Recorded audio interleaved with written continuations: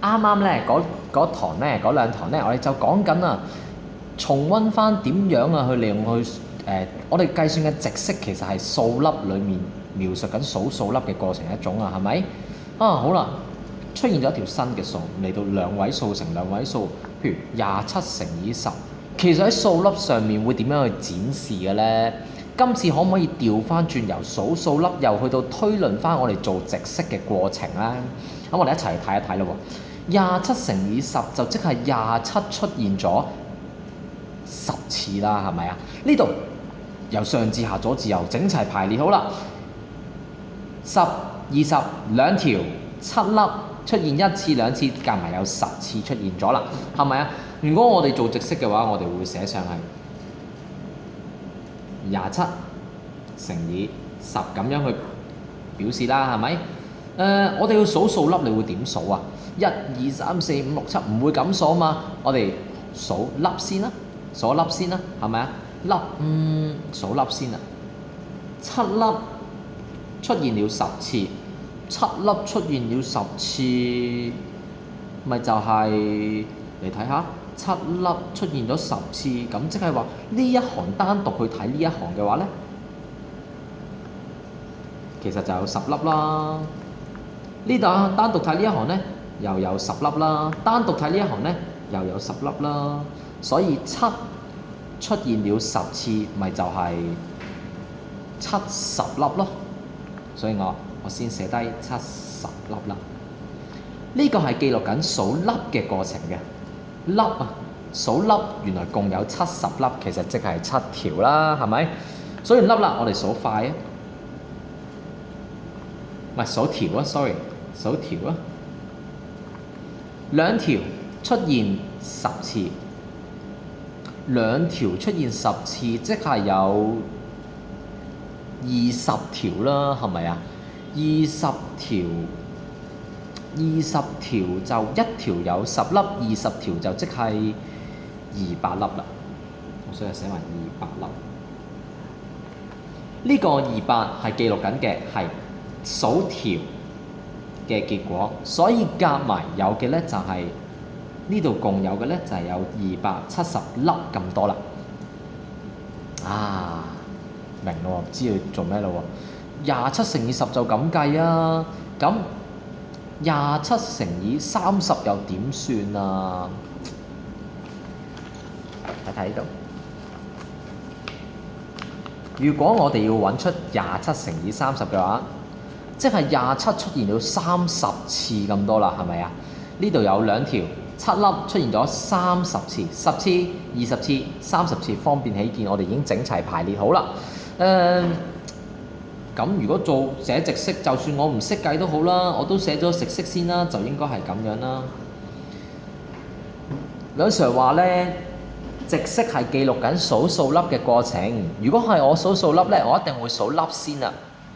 7粒出現咗30次，我可以咁諗啊。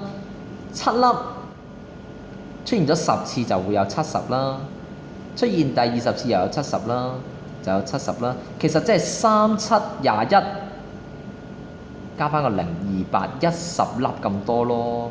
咁所以啱喎，210粒。呢個係數粒嘅過程嚟嘅，數粒嘅結果嚟嘅。數完粒啦，完未咧？梗係未啦，數條啦。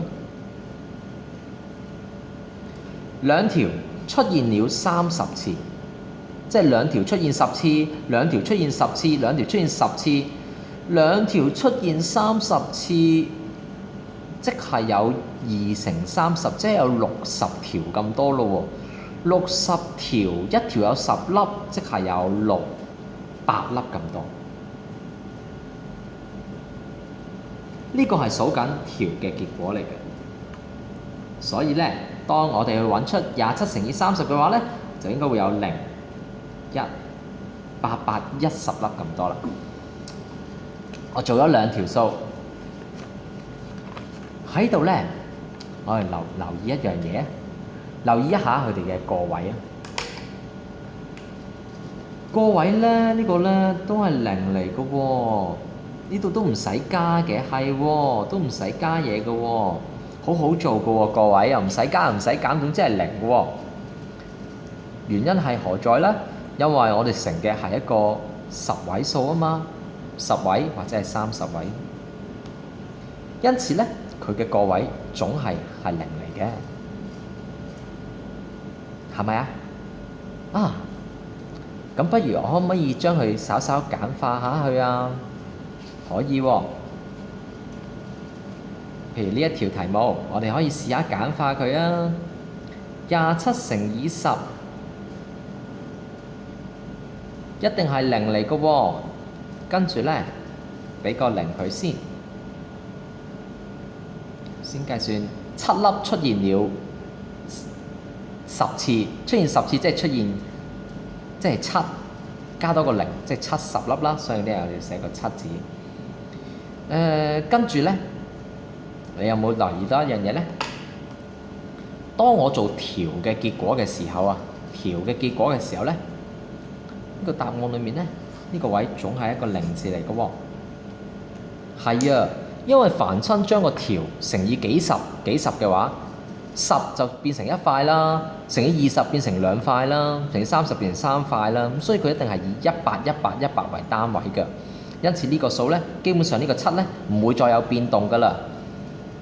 因此啦，我哋呢就可以直接寫埋喺同一個地方上面去到簡化佢，直接去諗兩條出現10次，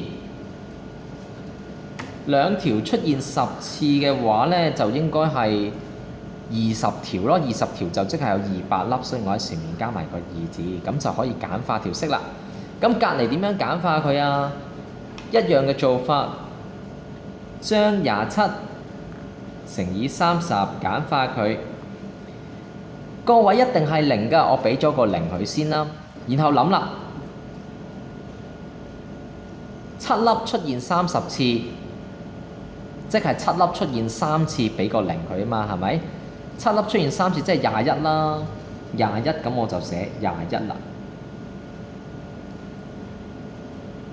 哎呀，呢個2字呢，其實唔應該寫住嘅喎，因為等陣間頭先咪講過咯，如果係將個條乘以呢啲乘翻呢個呢出現嘅幾多10次嘅話呢，佢一定係幾多塊噶嘛，咁所以呢個數一定會有變動嘅喎，因此我呢個2字暫時唔好寫喺呢個位住，暫時唔好寫住喎。咁點算啊？呢個2字我哋寫喺呢度先咯。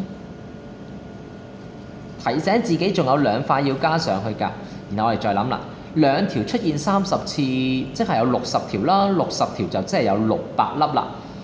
600粒我又唔好寫個6字住喎，因為仲有2塊係頭先換翻嚟嘅喎，咁所以就應該係8塊，所以就係810粒啦。